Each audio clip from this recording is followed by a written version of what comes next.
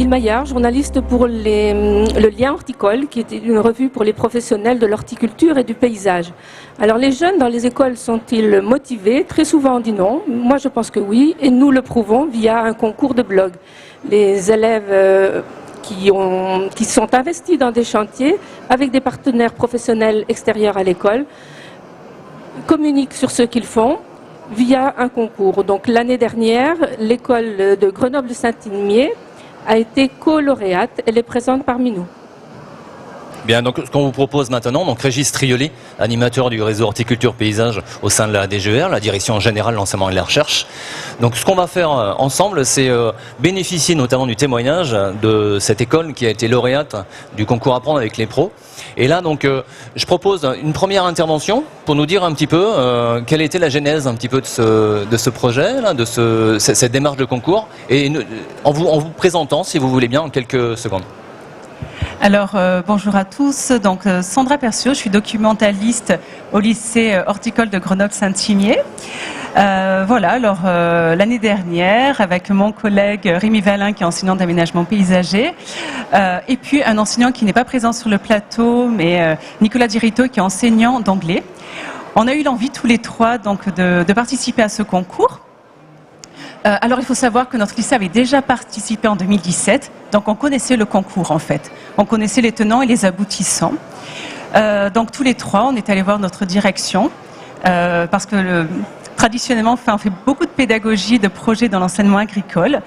On a exposé notre envie de travailler tous les trois ensemble, donc dans le cadre de IE, qui sont des enseignements à l'initiative de l'établissement, et on a déposé notre projet pour qu'il soit validé en fait. Voilà. Donc, avec à la clé, bien sûr, la participation à ce concours. Et si vous voulez, voilà, pour nous, c'était un vrai challenge de participer à ce concours. Il se trouve qu'on a des élèves qui sont, voilà, c'est pas, enfin, ils sont là pour faire de l'aménagement paysager, ils font des chantiers, et en fait, il se trouve que nous, en tant qu'établissement, souvent, on a du mal à valoriser ces actions-là.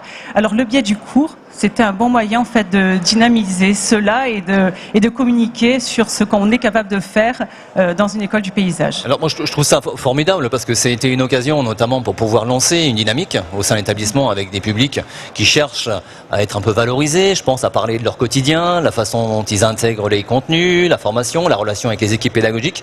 Mais comment vous avez introduit cette notion de projet, parce que c'est tout à fait nouveau pour eux, pour créer l'adhésion ? Est-ce que vous pouvez nous dire en quelques mots comment ça a été introduit et la façon dont les publics ont réagi par rapport à ce projet-là qui était tout à fait innovant? Alors en fait, ça se fait par étapes. Parce que si on dit tout d'un coup aux élèves, ils ne retiennent pas grand-chose. Voilà. Donc la première étape, ça a été de faire le travail d'aménagement, en fait, dont mon collègue vous parlera plus en détail. Voilà. Une fois que ce travail... Enfin, c'est pas une fois que le travail a été fait, puisque le blog nécessite qu'on communique au fur et à mesure du chantier. Et donc ça, c'était une vraie contrainte pour nos élèves, parce qu'ils n'ont pas l'habitude de communiquer. Ils vont sur les réseaux sociaux, ils sont consommateurs, mais communiquer, valoriser leur expérience, en parler, c'est difficile pour eux. Voilà. Donc sur le coup, on s'est partagé le travail, en fait, l'aménagement avec mon collègue et puis moi-même. L'enseignant d'anglais... En fait, c'est l'enseignant d'anglais dans le projet, parce qu'au départ, on voulait faire un blog bilingue. Mais on s'est rendu compte qu'on s'est laissé un peu dépasser par le temps. Voilà. Il est aussi geek, donc il nous a beaucoup apporté au niveau numérique. Voilà. Donc il a essentiellement travaillé sur l'affiche et sur la vidéo. Et la partie modération du blog, c'était ma partie. Donc là, effectivement, les élèves, quand ils écrivent, moi j'ai joué le rôle de modérateur. Parce que bon, c'est des élèves qui sont en difficulté d'orthographe, de grammaire. Et puis dans le blog, pour qu'il soit joli, il faut apporter de la cohésion. Donc c'était mon rôle à moi, voilà. Et puis il y avait des contraintes aussi qui étaient difficiles dans ce blog. Il fallait tenir des échéances, c'est-à-dire qu'il fallait publier toutes les semaines. Voilà. Il faut publier toutes les semaines, il faut motiver les élèves pour publier. C'est pas facile, je vous ai dit, c'est un travail qui leur demande de l'effort quand même, mais voilà, ils l'ont fait quand ils étaient en stage, parce qu'il faut prendre ça aussi en compte. Ils ont eu des périodes de stage, ils ont eu des périodes de vacances, il fallait quand même continuer à publier. Il y en a certains qui ont joué le jeu par messagerie, par texto, ils ont continué, et alors sur le coup j'ai publié à leur place ce qu'ils me transmettaient. Voilà, on essaie de travailler un petit peu comme ça. Et le rendu, en fait, si vous voulez, du blog, ils s'en sont pas rendus compte tout de suite, en fait. Ils s'en sont rendus compte quand ça a été ensuite valorisé, quand ils ont vu qu'on avait gagné, quand on est parti à Nantes, quand l'entreprise Efelco est venue sur notre établissement pour remettre les prix, en fait. Ils se sont rendus compte de ce que c'était, en fait. Alors moi, la question qui me vient à l'esprit tout de suite quand j'entends toute la démarche là, concernant cette jeunesse, mais c'est un vrai métier, c'est-à-dire que quelque part, c'est investir un groupe au sein d'un outil, notamment un blog, pour pouvoir le formaliser, inscrire notamment dans la programmation les différentes étapes dans la construction. Je trouve intéressant aussi d'avoir une démarche un peu en binôme, parce que je pense que c'est ça ce qui s'est passé. S'il y a eu un collectif Exactement. qui s'est réuni, et peut-être maintenant nous parler un peu de ce qu'a été le dur du contenu, à travers notamment la mise en situation. Je pense que c'est ça, hein. Il y a eu à un moment donné une mise en situation et un accompagnement. Alors comment ça s'est fait et quel a été votre investissement et le retour par rapport à ces publics qui découvraient des choses un peu nouvelles? Donc moi, Rémi Valin-Bidon, enseignant en aménagement donc, sur le lycée de Saint-Imier. Alors effectivement, on a fait un chantier en 3 étapes. La première étape, en fait, qui était donc un travail avec un artisan vannier donc, qui s'appelle Henri Pia, où on a réalisé des ouvrages en osier sur le parc de l'établissement. Donc c'était un premier entraînement. On a fait une hutte en osier avec des plessis, donc tout en osier vivant. Et puis après, on a travaillé en fait avec la commune de La Terrasse, une commune qui est pas très loin de notre établissement, et avec justement donc avec le directeur de l'école, on a eu un échange sur ce qu'il souhaitait faire au niveau de la cour d'école, une cour très minérale au départ. Hein. Et puis on a proposé un projet, donc un jardin un petit peu style moyenâgeux, avec donc une réalisation pareil de plessis, une réalisation de différentes formes, notamment les élèves ont tressé des abeilles en osier, il y a eu des fleurs en osier qui ont été faites, on a fait des tipis, et l'idée c'était vraiment de travailler qu'avec du végétal, donc des éléments naturels, hein, et puis de ramener un petit peu de la biodiversité dans cette cour qui était très minérale. Et ce qui a été une réussite, puisque justement on s'est aperçu quelques mois après qu'il y avait notamment des oiseaux qui avaient fait leur nid au niveau des tipis, donc ça a plutôt bien fonctionné. Donc je vois qu'au niveau de l'activité, ça a ouvert notamment la voie sur d'autres apprentissages. Je pense que l'observation avec notamment l'arrivée de ces oiseaux, avec l'installation à travers des nids un peu improvisés, ça permet de pouvoir poser d'autres éléments de connaissance, voilà, pour accompagner notamment à l'acquisition des compétences que devront avoir ces jeunes en sortie de formation, voilà, hein, parce que c'est destiné à être des professionnels hein, à moyen terme. Et est-ce que vous pourriez nous donner aussi quelques anecdotes concernant les réactions de ces jeunes à travers donc l'implication du quotidien hein, sur ces moments de mise en œuvre, de chantier, d'observation, de discussion éventuellement avec leurs copains, parce qu'ils ont dû en parler, hein, pas simplement en interne, mais peut-être aussi en externe. Alors en fait ça a été une nouveauté déjà pour les élèves parce qu'on a travaillé avec de l'osier, donc ils n'avaient jamais travaillé avec ce matériau-là. Et effectivement ils ont pas mal partagé même à l'extérieur parce qu'on a valorisé leur travail, notamment par le biais de photos. Il y a eu pas mal de réalisations qui ont été filmées et ils n'ont pas l'habitude, c'est vrai qu'on filme leur travail. Hein. Donc là, toutes les étapes ont été filmées, leur travail a été valorisé aussi puisqu'ils ont fait une petite animation avec les élèves de l'école. Donc là aussi, c'est eux qui étaient, on va dire, les professeurs d'un jour. Hein. Donc c'était important pour eux. Et plusieurs sont même retournés voir après comment avait évolué cet aménagement. Donc là, il y avait vraiment de la continuité. Hein. On était vraiment dans du concret comme chez un client. Moi, je trouve très comment dire, intéressant et surprenant le fait qu'à un moment donné, on a une continuité. Ça s'inscrit dans la durée. Après, le questionnement que j'ai, c'est mais quelle était la place du professionnel? Parce qu'il y a eu certainement à un moment donné des échanges avec un environnement plus d'appui professionnel, avec un partenaire extérieur, notamment le commanditaire. Est-ce que vous pouvez nous parler un petit peu comment se sont installés ces échanges et comment le ressenti a été partagé et a servi notamment à poser d'autres connaissances, d'autres valeurs au sein de l'équipe, aussi bien encadrant que l'équipe d'apprenants? Donc on a eu au niveau du commanditaire, donc on avait déjà notamment qui était plutôt l'école, hein, le commanditaire, et qui était vraiment demandeuse de ce type de projet. Hein. Donc ça a bien fonctionné. Et puis on avait donc notre professionnel, donc Henri Pia, qui a vraiment apporté beaucoup aux élèves aussi. Hein. De par bien sûr son expérience, le travail de l'osier, les outils, et ça s'est vraiment bien instauré. Et ce sont des choses qui sont un peu nouvelles. Je reviens sur votre collègue concernant la relation aux partenaires extérieurs. Donc dans la préparation, parce que ça veut dire qu'il faut que les acteurs se connaissent. Donc il y a eu peut-être un travail de proximité, de réseau. On parle souvent de réseau entre l'interne de l'établissement, les partenaires périphériques. Est-ce que vous avez quelques éléments à nous dire sur comment les choses se sont faites, soit naturellement, ou soit peut-être avec une démarche de rencontre un peu nouvelle, pour expliquer ce qu'était ce projet à ce partenaire professionnel.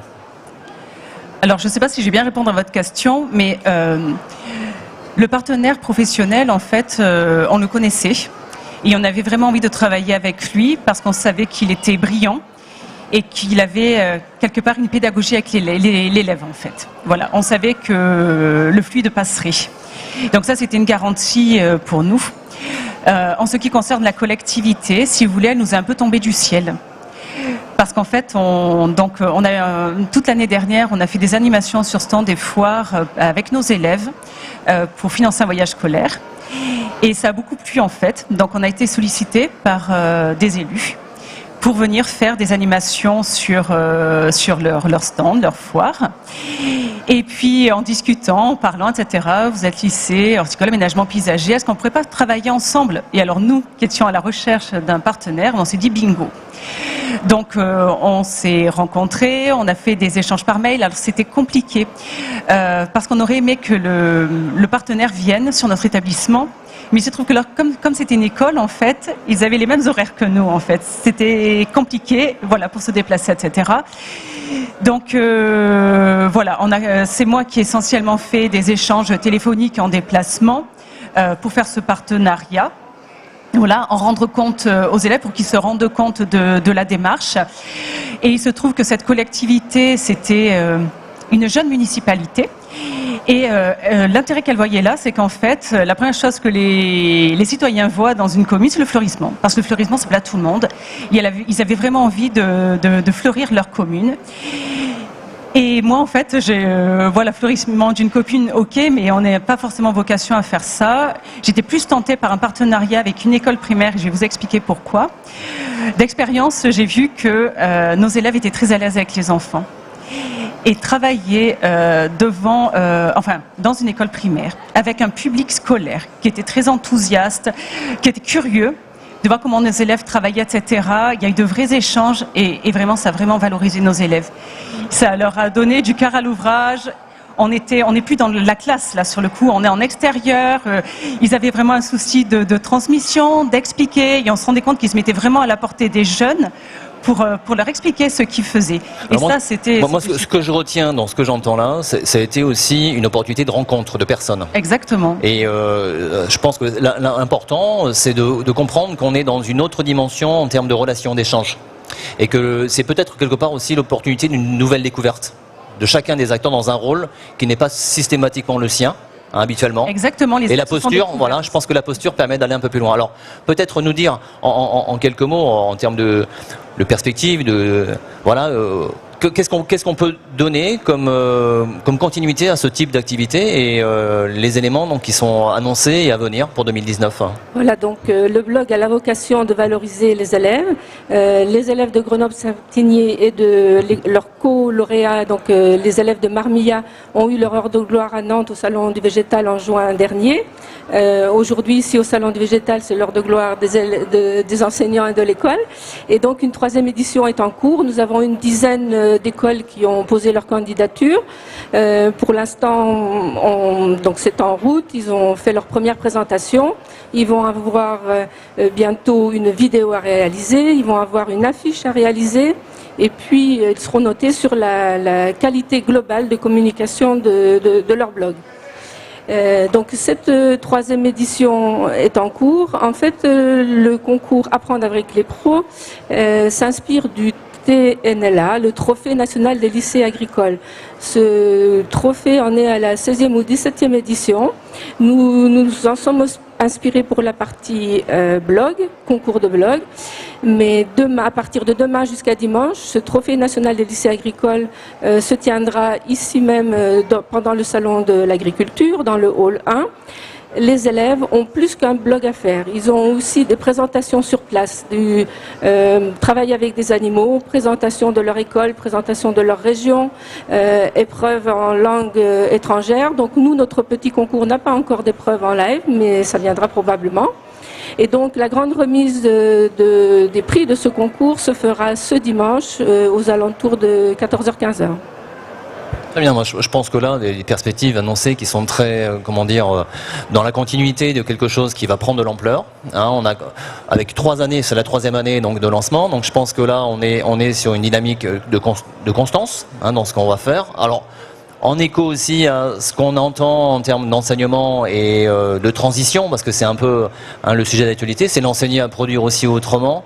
Je pense que c'est un bel exemple de ce que peut être un partenariat, notamment avec le lien horticole, entre l'enseignement agricole et le lien horticole, pour montrer et faire avancer notamment des démarches d'accompagnement qui sortent un petit peu de ce qu'on avait comme référence auparavant dans le domaine de l'enseignement, pour pouvoir aborder cette fameuse transition dans la pédagogie et mettre l'apprenant en situation, avec un exemple qui a été décrit concernant l'aménagement autour de l'osier.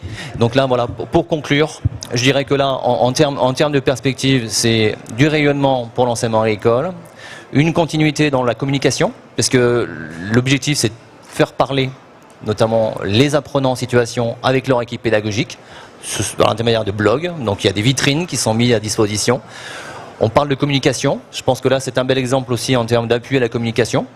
Et peut-être Odile, pour ancrer ce dernier mot de la fin, est-ce que la progression de 9, 10, avec peut-être une ambition à 15, c'est des choses qui peuvent être gérables en termes d'accompagnement et suivi? Donc c'est tout à fait gérable dès l'année prochaine, je pense. Et en attendant, donc je renvoie tous ceux qui sont intéressés par le concours, écoles, partenaires possibles, sponsors possibles, sur un site dédié à ce concours, sur www.concours-lienhorticole.fr. On peut déjà y retrouver les blogs des participants des 2 premières éditions. Les blogs de la 3e édition vont bientôt être mis en ligne, et puis on pourra très prochainement donc les soutenir et relayer sur les réseaux sociaux. Voilà, donc merci à tous pour votre participation, et donc rendez-vous sur le site Village de Semences pour pouvoir nous retrouver ultérieurement. Merci.